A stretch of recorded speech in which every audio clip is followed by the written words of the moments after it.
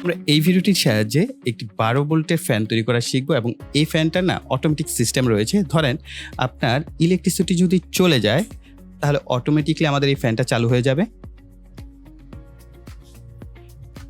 আবার যদি ইলেকট্রিসিটি চলে আসে আমাদের ব্যাটারিটা চার্জ হওয়া শুরু করবে এবং ফ্যানটা বন্ধ হয়ে যাবে। এখন যখন ইলেকট্রিসিটি থাকবে না তখন আপনি চাইলে এই ফ্যানটাকে ম্যানুয়ালি অন অফ করতে পারবেন, অর্থাৎ আপনি চাইলে এটার স্পিডটাকে বাড়িয়ে কমিয়ে অ্যাডজাস্ট করতে পারছেন। আবার চাইলে ম্যানুয়ালভাবে এটাকে অন অফও করতে পারছেন। www.altium.com. What is Altium Develop? Altium Develop is a purpose-built solution for multidisciplinary electronics product creation, combining the best of Altium Designer and Altium 365 into a single environment for concurrent collaboration. It empowers teams, electrical, mechanical, software, sourcing, compliance to build together in one space with shared data, shared context, and shared purpose. Altium Develop is an out-of-the-box cloud platform that removes the friction, cost, and silos that slow teams down. Designed especially for small and mid-sized organizations, it enables effective co-creation without the overhead. Benefits for electronics development teams: continuous insight, co-creation without constraints, the peer-powered network. Capability: project management, requirement, design, supply chain, manufacturing, engineering managers, system engineers, electrical engineers and PCB designers, procurement teams, manufacturing teams, regulatory teams. Capabilities: what is enables? What makes Altium Develop different? Most teams collaborate through a mix of meetings, emails, and disconnected tools. It usually works, but it's slow, error-prone, and reactive. Altium Develop is different. It's bring electrical, mechanical, software, and supply chain teams into a single environment with a shared data and built-in coordination. Unlimited number of free collaborators can see change in real time. They give feedback in context, not effort. The fact engineer change orders, compliance input, and sourcing decisions are interwoven part of the workflow. No longer block, they go almost unnoticed.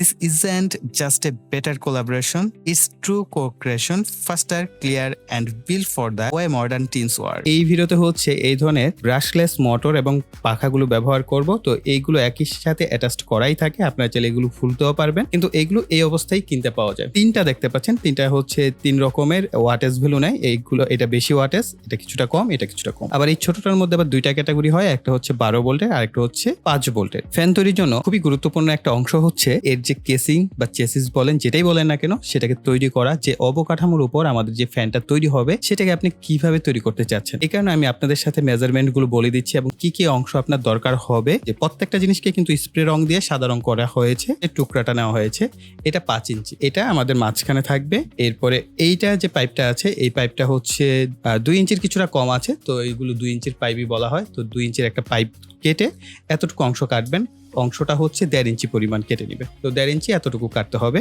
আর এইটার অনুযায়ী এই ধরনের 2টা অংশ কাটবেন, 2টা circle করে 2টা অংশ কেটে নেবেন। আর আপনি যে ফ্যানটা ব্যবহার করতে চাচ্ছেন বা যে মোটরটা ব্যবহার করতে চাচ্ছেন সেটার সাথে মিল করে এই যে এখানে আমরা হোল করে নিয়েছি। তো এই হোলের মাধ্যমে আমরা স্ক্রুর সাহায্যে এটাকে অ্যাটাচ করে ফেলবো। আর এইখানে একটা ছোট্ট ছিদ্র দেখতে পাচ্ছেন, একটু বড় সাইজের, এটা দিয়ে আমরা তারগুলোকে ভিতরে নেওয়ার জন্য এই ছিদ্রটা রেখেছি। আর এই 2টা জিনিস স্টাইল করার জন্য এটা আসলে দরকার নাই। যদি আপনি মনে করেন যে আপনার দরকার আছে, আপনি চাইলে এগুলো ব্যবহার করতে পারেন। এইগুলো জাস্ট এই পাইপ থেকে কিছুটা বড় হতে হবে, এই কারণে এই পাইপটা বেশি ছোট ছিল, এই কারণে আমরা কিছুটা কেটে দিয়েছি যাতে করে আমরা এটার ভিতরে এটাকে খুব সুন্দরভাবে অ্যাটাচমেন্ট করতে পারি। তার জন্য নিচের দিকে যে বেসমেন্টটা থাকবে সেটা, তো প্রত্যেকটা জিনিসই 2টা করে টুকরা করা হয়েছে। এটা হচ্ছে ডানে এবং বামে 2 পাশের যে টুকরা আছে সেই 2টা টুকরা, এটাকে নেওয়া হয়েছে 3 ইঞ্চি পরিমাণ। আর এইভাবে নেওয়া হয়েছে 2 ইঞ্চির কিছুটা কম, 1.8 আপনারা ধরতে পারেন, 1.8 ইঞ্চির মতো। আর ঠিক 1.8 ইঞ্চি থাকবে, এটা হচ্ছে সামনে এবং পিছনে। এখানে 1.8 দেখতে পাচ্ছেন, কিন্তু এইভাবে হচ্ছে 4.5 ইঞ্চির মতো নেওয়া হয়েছে। এইখানে আপনারা পাচ্ছেন হচ্ছে 4.5 ইঞ্চি পাবেন,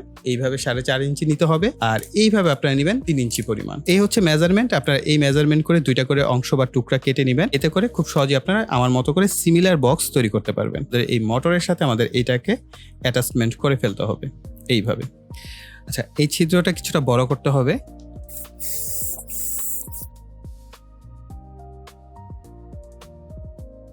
সুপার গ্লু লাগিয়ে এই অংশগুলোকে সংযুক্ত করে ফেলবো। এটার সাথে স্টাইল করার জন্য যে দুইটা অংশ কানেকশন করব,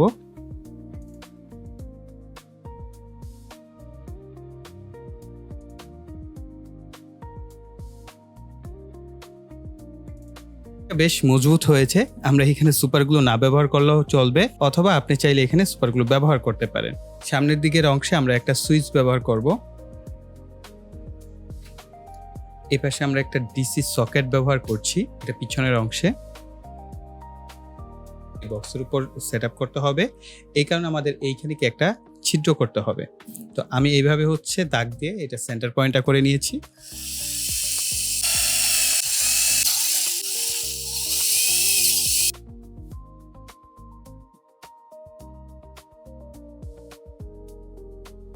খুবই সিম্পল একটা কাজ করব, সেটা হচ্ছে এই বক্সের যে 4টা প্রান্ত আছে, এই 4টা প্রান্তকে আমরা সুপার গ্লু দিয়ে এইভাবে সংযুক্ত করে ফেলবো। তো আমি এটা অফিস স্ক্রিন করে নিচ্ছি। 3টি ব্যাটারি দিয়ে 12 ভোল্ট তৈরি করব, তার মানে ব্যাটারিগুলোকে আমাদের সিরিজ কানেকশন করতে হবে। আমি বলবো যদি আপনারা অনেক বেশি ব্যাকআপ চান তাহলে 3টা করে ব্যাটারি বাড়াবেন, অর্থাৎ 6টা, 9টা, 21টা এরকম আপনি কিন্তু ব্যাটারি প্যাক তৈরি করতে পারবেন। আমাদের চ্যানেল কিন্তু প্রত্যেকটার উপর ভিডিও আপলোড করা আছে এবং এই প্রত্যেকটা ব্যাটারি আমি টেস্ট করেছিলাম, প্রত্যেকটা 2000 mAh এর কাছাকাছি থাকে। চেষ্টা করবেন এই ধরনের ভালো মানের ব্যাটারি ব্যবহার করার। যদি এর থেকেও ভালো হয় সেটা আরো ভালো। যদি দেখেন আপনার ব্যাকআপ কম হয়, অনেকে বলেন ভাইয়া কয় ঘন্টা ব্যাকআপ দিবে, ধরেন আমি এটা দিয়ে 2.5 ঘন্টা 3 ঘন্টা ব্যাকআপ পেলাম, কিন্তু আপনি ব্যাকআপ পেলেন আধা ঘন্টা, কেউ পেলেন 10 মিনিট, তার মানে কি আপনার ব্যাটারিটা ভালো নাই, এই কারণে আপনি প্রপার ব্যাকআপটা পাচ্ছেন না। চেষ্টা করবেন ভালো মানের 18650 ব্যাটারি ব্যবহার করা। তো সিরিজ করার জন্য প্রথমে আমাদের যে কাজটা করতে হয় সেটা হচ্ছে একটা ব্যাটারির এইটা হচ্ছে পজিটিভ, এটা হচ্ছে নেগেটিভ টার্মিনাল। প্রথমে আমরা পজিটিভ টার্মিনালটাকে উপরের দিকে রাখবো, এরপরের ব্যাটারি আমরা নেগেটিভ টার্মিনালটাকে উপরের দিকে রাখবো, এরপরের ব্যাটারিটার আমরা পজিটিভ টার্মিনাল উপরের দিকে রাখবো। এরপর ব্যাটারির সকেট যে আছে সেটাকে আমরা কানেকশন করে দিব। এখন দেখেন এটা আমাদের মেন পজিটিভ প্রান্ত হলে আমাদের এই পাশে নেগেটিভ এবং পজিটিভকে আমাদের স্পট ওয়েল্ডিং বা সোল্ডারিং করতে হবে। আপনারা চাইলে তার দিয়ে সোল্ডারিং করে নিতে পারবেন। এটার সাথে আমাদের এই পাশে যে নেগেটিভ এবং পজিটিভ আছে এখানে আমাদের সোল্ডার করতে হবে, তার মানে আমাদের একটা পজিটিভ প্রান্ত এবং একটা নেগেটিভ প্রান্ত থাকবে। তো আমরা স্পট ওয়েল্ডিং এর যে কাজটা সেটা করে ফেলছি।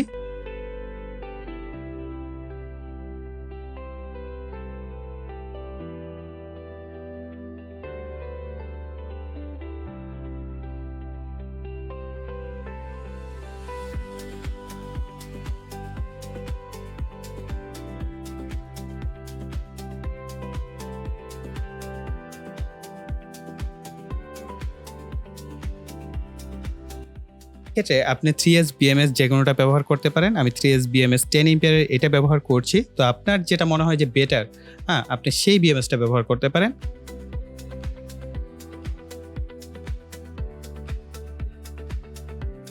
এটা হচ্ছে আমাদের সিঙ্গেল যে পজিটিভ প্রান্ত আছে সেটা, আর এটা হচ্ছে সিঙ্গেল নেগেটিভ প্রান্ত। আমাদের এই BMS এ B+ সাইন দেওয়াই আছে। তো B+ এর সাথে আমরা পজিটিভটাকে এখানে সোল্ডারিং করে দিচ্ছি।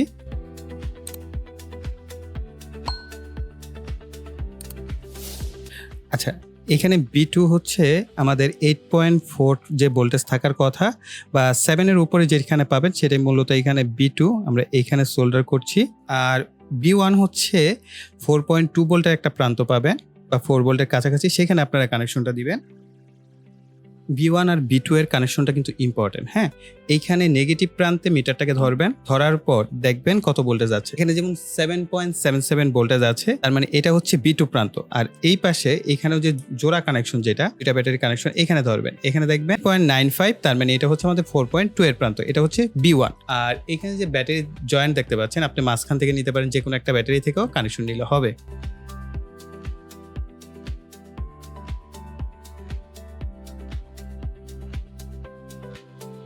কানেকশন করার পর এইখানে যে P+ এবং P- যে প্রান্ত আছে, এখানে মিটার ধরে দেখবেন এখানে আপনার আউটপুট ভোল্টেজ আসে কিনা। যদি এখানে আউটপুট ভোল্টেজ আসে, তার মানে হচ্ছে আপনার ব্যাটারি প্যাকটি ঠিকঠাক মতো তৈরি হয়েছে। আমাদের এখানে কিন্তু আউটপুট ঠিকঠাক মতো আমরা পাচ্ছি। লাল তার এবং কালো তারকে সোল্ডার করব। স্পিড কন্ট্রোলার হিসেবে এই ধরনের স্পিড কন্ট্রোলার ব্যবহার করছি। আমি চেষ্টা করব প্রত্যেকটা জিনিসের বাই লিঙ্ক ভিডিও ডিসক্রিপশন বক্সে দিয়ে দেওয়ার। এই স্পিড কন্ট্রোলারের মোটর M+ এবং M- আছে। এখানে আমরা আমাদের এই মোটরের যে দুইটা তার আছে, আমরা এই দুইটাকে কানেকশন করে দেব। এত বড় তারের দরকার নাই, আমরা মাপ দিয়ে তারকে আরো ছোট করে কেটে নেব। এই ক্ষেত্রে মোটরের প্লাস অবশ্যই দেখে কানেকশন করবেন, কেননা উল্টাপাল্টা কানেকশন এই মোটরগুলো নষ্ট হয়ে যেতে পারে।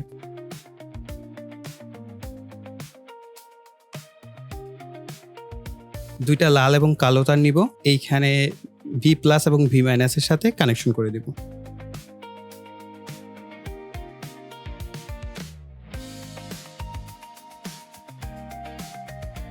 এবারে আমরা স্পিড কন্ট্রোলারটাকে যথারীতি এখানে কানেকশন করে দেব।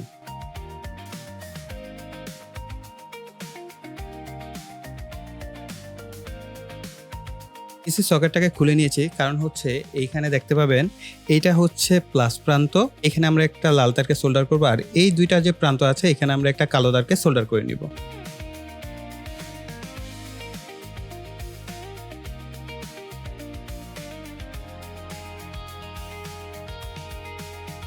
এই ধরনের একটি অটোমেটিক সার্কিট ব্যবহার করছি। এটার কাজ হচ্ছে ইলেকট্রিসিটি যখন থাকবে তখন হচ্ছে আপনার ফ্যানের যে ব্যাটারিটা আছে এটা চার্জ হবে, যখন চলে যাবে অটোমেটিকলি আপনার ফ্যানটা চলতে শুরু করে দেবে, এবং এখানে ম্যানুয়াল সুইচ আছে, আমরা চাইলে এটাকে অফও করতে পারবো। তো এই ভিডিওতে আমরা এই সার্কিটটা ব্যবহার করছি। আমরা কিন্তু এর আগের ভিডিওতে এই পিসিবি ডিজাইনটি শিখেছিলাম, আলটিয়াম ডিজাইনার দিয়ে কিভাবে স্কেমেটিক ডিজাইন করতে হয়, কিভাবে পিসিবি ডিজাইন করতে হয়। তারই প্রেক্ষিতে আমরা বলেছিলাম যে পরবর্তী ভিডিওতে আমরা একটা প্র্যাকটিক্যাল ক্লাসের মাধ্যমে এই সার্কিটটার ব্যবহার দেখাবো, তার জন্য কিন্তু আমাদের এই ভিডিওটা করা। তো আপনারা যারা কিনা চাচ্ছেন যে নিজেরাই ঘরে বসে এই ধরনের পিসিবি বোর্ডগুলো তৈরি করবেন, তারা কিন্তু চাইলে স্কেমেটিক এবং পিসিবি ডিজাইনের ক্লাসটা যেটা আছে পূর্বে আমাদের আপলোড করা হয়েছে সেই ক্লাসটা দেখে নিতে পারেন। এছাড়াও আমাদের চ্যানেলে অসংখ্য ভিডিও আপলোড করা আছে পিসিবি ডিজাইনের উপর, আপনি চাইলে কিন্তু সেই টিউটোরিয়ালগুলো দেখে একজন বিগিনার থেকে প্রফেশনাল পর্যন্ত পিসিবি ডিজাইনার হতে পারেন। তার জন্য অবশ্যই আমাদের পূর্বের ভিডিওগুলো স্টেপ বাই স্টেপ ফলো করতে পারেন। এখানে হচ্ছে আমাদের প্লাস মাইনাস অ্যাডাপ্টার থেকে যেহেতু আসবে, তো এইটার এই পিছনের প্রান্তটা হচ্ছে এখানে প্লাস, আর সামনের এই দুই প্রান্ত হচ্ছে মাইনাস। আমরা এই প্লাস এবং মাইনাস এখান থেকে তারটাকে সোল্ডার করে দিব, তাহলে আমাদের আর এখানে এক্সট্রা জ্যাকের দরকার হচ্ছে না। অথবা আপনি চাইলে এখানে একটি জ্যাক ব্যবহার করতে পারেন, তাহলে আপনাকে সরাসরি সোল্ডারিংটা করতে হবে না। আর এইখানে আমরা হচ্ছে ব্যাটারির প্লাস মাইনাস আছে, এই পাশে হচ্ছে প্লাস এবং মাইনাস, এখানে আমরা ব্যাটারির যে কানেকশন এখান থেকে আমরা ব্যাটারির প্লাস মাইনাসকে কানেকশন করে দিব। এই দুইটা প্রান্ত হচ্ছে এনসি প্রান্ত, অর্থাৎ ইলেকট্রিসিটি থাকা অবস্থায় যদি আপনি কোনো কিছু চালাতে চান এখান থেকে কানেকশন নিতে পারবেন। আর এটা হচ্ছে অ্যানো প্রান্ত, এটা হচ্ছে ইলেকট্রিসিটি চলে গেলে অ্যাক্টিভ হবে। তো এখানেও প্লাস 12 ভোল্ট এবং গ্রাউন্ড আইডেন্টিফাই করে দেওয়া আছে। আমরা এখান থেকে হচ্ছে আমাদের আউটপুটটা কানেকশন করব। এটা হচ্ছে আমাদের চলে যাবে এই স্পিড কন্ট্রোলারের যে প্লাস এবং মাইনাস, সেটা হচ্ছে আমাদের অ্যানো প্রান্তের সাথে আমরা এখানে কানেকশন করে দেব। এই যে এই স্পিড কন্ট্রোলার প্লাস মাইনাসকে এই 12 ভোল্ট এবং গ্রাউন্ডের সাথে কানেকশন করব।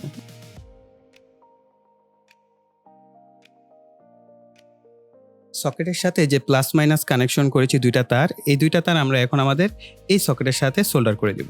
এই পিছনের প্রান্তটা হচ্ছে পজিটিভ, আর এই সামনের দুইটার যে কোনো একটা কানেকশন করতে পারেন, এটা হচ্ছে নেগেটিভ প্রান্ত।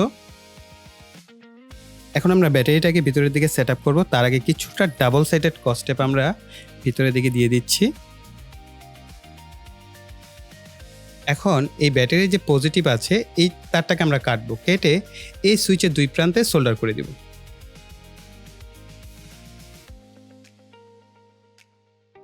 এই সার্কিটের এই প্লাস মাইনাসের সাথে আমাদের এই ব্যাটারির প্লাস মাইনাসকে আমরা এখন কানেকশন করে দিব। ব্যাস, তাহলে আমাদের সার্কিটের যে কানেকশন সেটা সম্পূর্ণ হয়ে যাবে।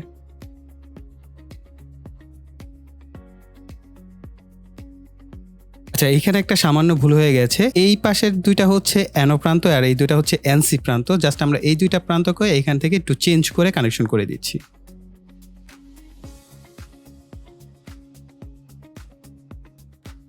আমাদের সার্কিট মোটামুটি ওকে, সবকিছু চেক টেক করা হয়েছে। এখন আমরা জাস্ট এই বোর্ডের ভিতরে তারগুলোকে একটু গুছিয়ে এর মধ্যে আমাদের উপরের যে পার্টটা আছে সেটাকে আমরা সুপার গ্লু দিয়ে এটাকে কানেকশন করে ফেলবো। এই যে এইভাবে। ফ্যানের যে ফিচারটা আই থিঙ্ক আপনারা অলরেডি বুঝতে পেরেছেন, সেটা হচ্ছে এই ফ্যানটা আপনি যখন ইলেকট্রিসিটি অবস্থায় এটাকে চার্জে দিবেন তখন হচ্ছে এটা থেকে কোনো প্রকার আউটপুট আপনি পাবেন না, অর্থাৎ আপনার ফ্যানটা চলবে না, তখন ব্যাটারিটা চার্জ হবে। হ্যাঁ, যদি ইলেকট্রিসিটি চলে যায় অটোমেটিকলি একা একাই ফ্যানটা চালু হবে যদি আপনি এটাকে অন করে রাখেন। এখন ধরেন আপনি এটা কোথাও ক্যারি করে নিয়ে গেলেন, সেখানে যদি আপনি চান যে হ্যাঁ আমি এটা ম্যানুয়ালভাবে ব্যবহার করব, তখন কিন্তু আপনি চাইলে এটাকে অন অফ করতে পারছেন। এই যে জাস্ট ভেরিয়েবলটাকে ঘুরিয়ে আপনি আপনার মন মতো স্পিড লেভেল কিন্তু সেট করে নিতে পারছেন। এই যে হ্যাঁ, আবার চাইলে আপনি স্পিড লেভেল কমিয়ে রাখতে পারছেন।